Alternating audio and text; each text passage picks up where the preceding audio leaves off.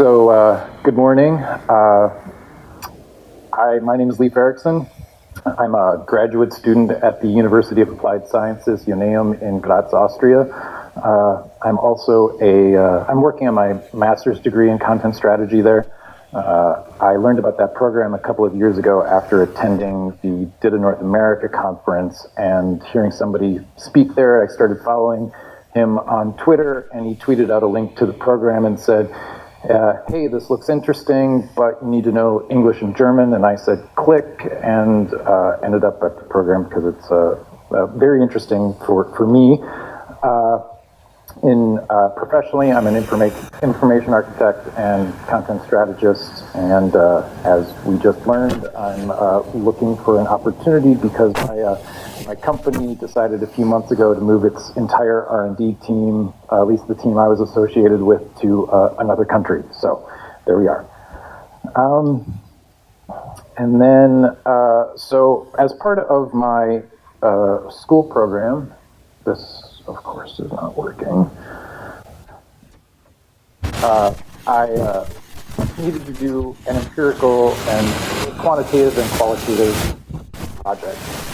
And in doing so, I was thinking, what would be a good place to do this of a project? And so I thought about the worthy DITA Open Toolkit website. And since it's a small team, you saw the great majority of the team already standing up here this morning. And it is the de facto reference, for transforming DITA into something else. I thought, hey, why don't I give them something since I don't already have this information already, at least nothing that I was aware of. So that was sort of the impetus and the idea of where I wanted to start with my research. So I created a survey. I did so almost entirely on my own as part of a project. I worked with Roger, who is also an instructor at my school. So Roger was wearing a couple of hats. He had to put one on and put another one on at different times. But the survey I created went out to about 7,000 people, potentially. I sent out the survey to the DITA users list, the DITA-OT Google list. There was a banner on the website for about a month, and then my entire 100 followers on Twitter also heard about it. So the first 2 or 3 groups probably had an awful lot of overlap. I'm not going to say 100%, but I'm going to say a high percentage of overlap. So the unique members were probably around 5,000, just some guessing it. And if I had 49 people respond to the survey, and so if we were to take the 99-1 rule, if there's 100 people in the room, 90 people are going to just listen to you, 9 people are going to be engaged doing something, and 1 person's going to raise their hand and actually talk back. And I think that matches pretty much what I experienced. So, as we are taught sometimes, we're not going to bury the lead, so I'm not going to make everyone wait until the end of this presentation to learn what the survey results were, so we're going to talk about that now. And the first thing I'm going to have everybody do is stand up.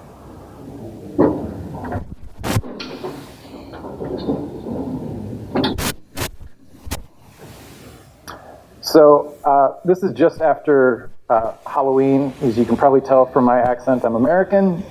It's a big holiday in the United States, but not for me. But every year my wife and I watch a thriller or a horror movie. This year we watched the movie Copycat with Sigourney Weaver. In that movie, Sigourney Weaver plays a researcher, lecturer, and one of the things she did was have people stand up. Now, I already had this idea before seeing the movie, So it just validated my idea. So, if you are female, go ahead and sit down. So, if you're male, you are more likely to be using the DITA-Open Toolkit website than females. Probably not a shocker. Now, if you don't live in Europe, sit down. We got a couple people. So, if you're a European male, you're most likely to have responded to my survey. Now, we need to be very clear about the language that we use here. Just because you responded to my survey doesn't mean you're a DITA-Open Toolkit user and vice versa. We're talking about the website. If you are under 45 and over 54, sit down.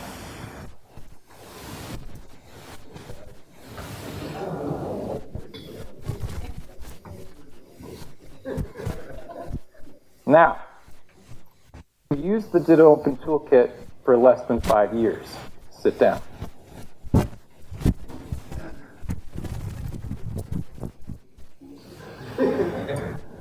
You people are most representative of people who. You may also sit down.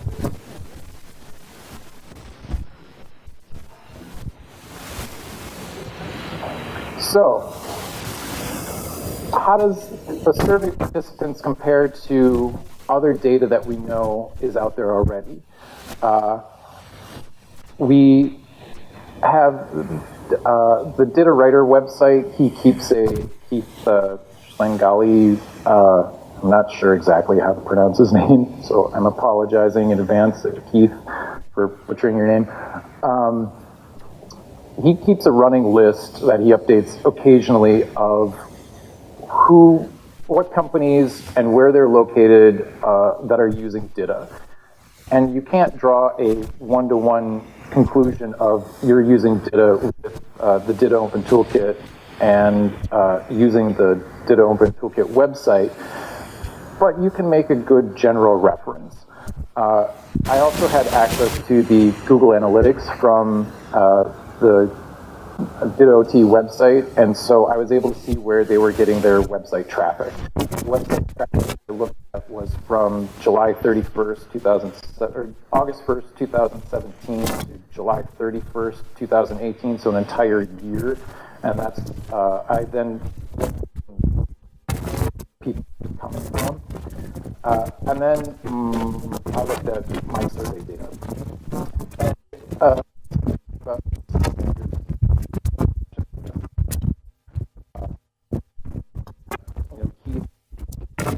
Some people, I think the website visitors from Asia probably aren't entirely accurate, given the using DITA as well as my survey takers. And then what is also is that Google Analytics traffic looks very different if you remove people who have been on the website for less than 2 seconds. So the survey participants, if you're interested in the details a little bit more, this is a breakdown. You can see that at least what was really interesting to me was that the survey participants who had been using the DITA-Open Toolkit for 5+ years was pretty significant relative to everybody else. And this is important because it shows up a little bit later in some other questions that got asked. Now, the question about the number of European people who responded to the survey, is it high? I don't know the answer to that yet, and I don't know that we have enough data points really to reference to say whether Europeans use DITA-Open Toolkit more than North Americans or Asians or elsewhere. I think it is probably fairly safe to say, though, given the Google Analytics data the DITA writer website data as well as my survey that if you're in South America, you're probably not using DITA or the DITA Open Toolkit. What is also probably clear from the survey and by looking around the room, DITA Open Toolkit is not the young hipster thing to latch onto. And that's probably because of, do you have a question?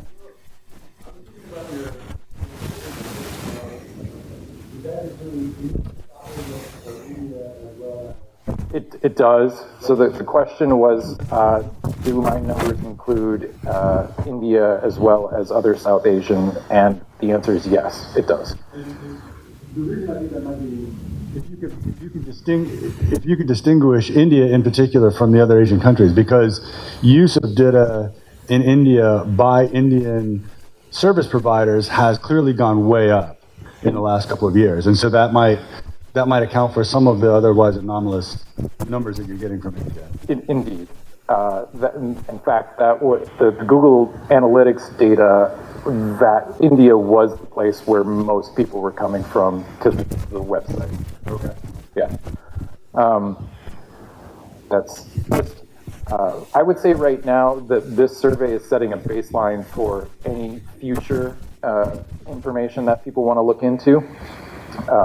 Since we don't have anything to compare this to, this is just it's a start. And I was, my thinking on why the DITA Open Toolkit is used by more experienced people is because it requires XSLT, which requires XML, and XML lost its sheen a while ago. There's other things that are prettier now to look at. So the next thing that I thought would be interesting would be to take a look at the number of downloads of the Open Toolkit. And we had Robert and Jarno up here just a moment ago talking about, hey, who's using one X or other? And I know this is an eye chart, and you probably can't see it unless you're sitting in the front row. But let me give you a few numbers. If you downloaded, if your 154 had been downloaded 11,000 times, 185 has been downloaded 13,000 times, and it was released in 2014. 2.0 here, 528 times, so not a popular version.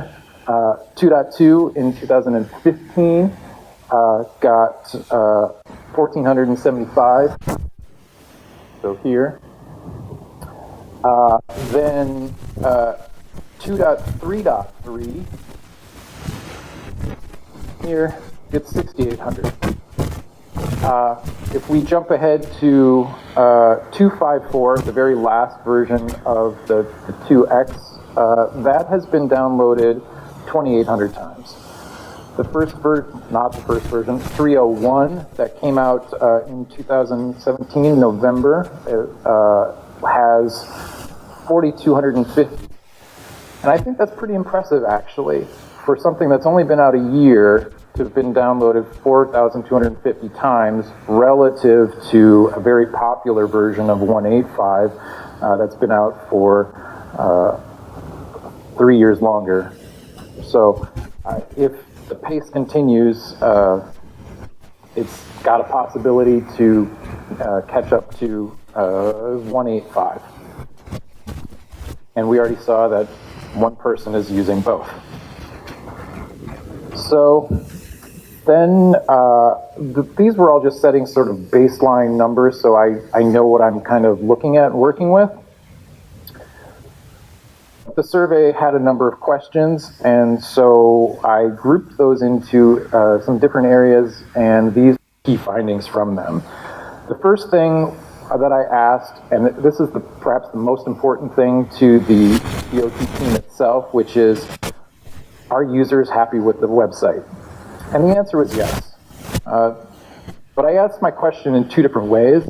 I asked that if are you satisfied with the website, and does it meet your needs? I figured that the different language would evoke different responses, and it did, but the responses weren't statistically significant to say that there's any difference between one answer and the other.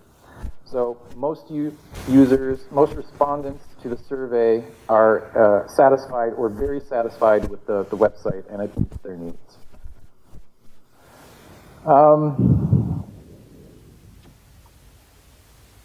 So the next thing I wanted to look at was how do people go about finding content on the website itself.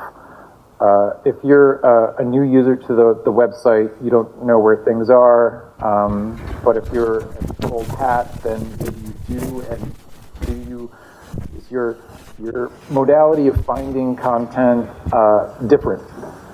And I personally have a preference not just for this website, but for many websites to use the search feature. Other people prefer the table of contents, and that showed up. And I tried very hard in my questions, the way I formed my questions, to set my own personal bias aside. So would more people search or use the table of contents, and would the amount of experience that the people had with the website itself make a difference in whether they use the search or the table of contents? And the answer is there is a slight preference to using the table of contents over search. But as we've already seen, most of the people using the website are also very experienced, meaning they have a lot of familiarity with where the content probably is on the website, so they can just go to the table of contents and move through it and get to their spot faster than a search would do. Moreover, if you've been using the search box lately, you might have experienced that it's not producing quite the results that you would expect it to. And that might be driving people to using the table of contents rather than the search box. I don't have a clear answer to that, but it's something that is a certain possibility. So, table of contents is the other way that people look at finding content. And as I just mentioned, it doesn't matter how long people have been using the website. It's that this produces guaranteed results, whereas the search leaves you looking for new combinations to find your answer. The search only returns at maximum 5 results, and if your query doesn't produce the hit within those top 5, you're left wondering. So the other way that people go about finding content on the website is actually Google or their other favorite search engine. More than half the people who responded said that they attempt to find information about the Open Toolkit through some mechanism other than the Open Toolkit documentation itself. And more than 60% said that they seek additional information from another venue, meaning like vendor sites, Slack, Stack Overflow, places of that nature, blogs. But the place that was most popular by far was DITA users, so that mailing list is an important place that people turn to for information about the Open Toolkit. Next, I wanted to know about how engaged people were with the website itself, and I learned after the survey was out in the wild that my phrasing of questions in this particular area was probably a bit weak and could have been a bit different, because there was probably some mixing of whether the survey was about the Open Toolkit or the website. and the survey was supposed to be about the website and the way some people answered questions. It led me to believe that they thought the survey was about the Open Toolkit. What we did learn was that the majority of people who use the Open Toolkit or the website are showing up at least monthly or possibly even weekly. So that also shows that there is a lot of familiarity with the content on the website, which again might influence how people find content on the website. But just about half of the people were unaware that they could even edit the documentation pages directly on the website itself. Interestingly enough, though, nearly a quarter of the people who did know they could have, nearly a quarter of all of the participants, so there were 49 participants, 11 of those people said that they had either made a pull request or filed a bug about the documentation. And that's where I think that the data is a bit wrong and the questions were confusing in that I don't think 11 of the respondents had actually made a pull request about the documentation or filed a bug about the documentation. So those questions would need to be refined or removed in any future version of this survey. So what did,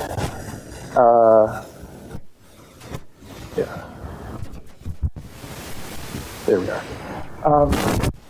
What about the documentation itself? That was another thing. Another thing about the survey was, did people need the documentation in as many forms or formats or fewer formats than are currently being offered? And the survey says that, look, I absolutely always need the latest and greatest on the website. I also need the older versions of the documentation on the website as well. It should be in HTML in the toolkit download itself. A PDF is nice, but not necessary. Curiously, I need an index on the website, but I don't need that same sort of back of the book index in the PDFs. I can't explain this. It's just what the data says. So I don't have any hints to the people who want to go about doing anything with this information, which could be all of us in this room. But I would say there's room for discussion about the indexes. Then the last area that I inquired about were videos. Right now there are no videos in the Open Toolkit documentation, but the majority of people said that they were either very interested or interested in having how-to or explainer videos on the website. And the most popular topic was how to create plugins or creating plugins, something to do with plugins, as you can probably imagine. Those videos can be of any length. They don't need to be short. And that's most likely because this is a complex topic, and complex topics, people are willing to invest the time if they know that the answer to their questions are going to be in the video. The videos can be in English. They don't need to be localized into any particular language. There ideally will be subtitles and a transcript. Now, there were a couple of people who were fervently against having videos, and one of the reasons was because they said that they could read faster than they could watch a video. And if there is a transcript that goes along with the video, that transcript solves a couple of problems. First of all, the person can read it. Second of all, it's available for Google to index and makes it findable. And thirdly, you can Control F and search on the page so that you can maybe jump to a very specific point in the video itself. So I feel like that person is missing some opportunities in how videos can solve people's problems. And now the question is, who's going to create them? Good news is that we're recording all of these sessions today, and maybe some of these videos can make their way into the documentation. So, lastly, nearly lastly, we have seen who the survey participants were and some of what their expectations are. So we have just one last thing to talk about, and which is the future possibilities and what can be done with this survey data that I collected. One, I think we can improve the search experience. I think we can be adding videos, and then since this was the first survey, we can look to future surveys to either validate or invalidate this survey. And that is my time. So this will be up on this website a little bit later today, and if anybody wants to have, I will include a link to my rather lengthy project paper that includes all of the gnarly details if anyone is interested. Thank you.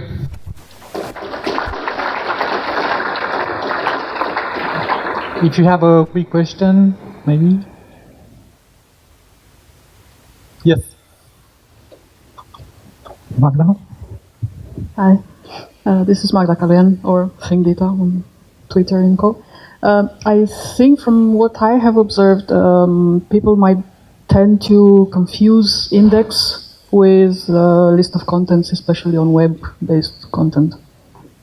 Entirely possible. Might be an idea. Yep, like I said, that's, there were some questions that were perhaps poorly worded and could have been worded better. There's no doubt about that. You said that the data changed significantly and then you could speed up the site. Yeah. There's not a whole lot of traffic on the website. Can you repeat also the question? Yeah, and what was that? If you can repeat the question, so it gets sorry. recorded. So the question was, how does the website traffic change after removing people who had been on the site for less than 2 seconds? And my answer was that there's a lot fewer people who end up sticking around on the website. It's a drastic drop in the amount of people who are going deeper into the website. And also where the people come from also changes. I don't recall that data off the top of my head, like where the different people were coming from, but it was a drastic drop, and the location data changed. Which probably interests, 3 or 4 people in this room. Or the world. So, yeah. Or both. Yeah. Any other questions? Great. Thank you.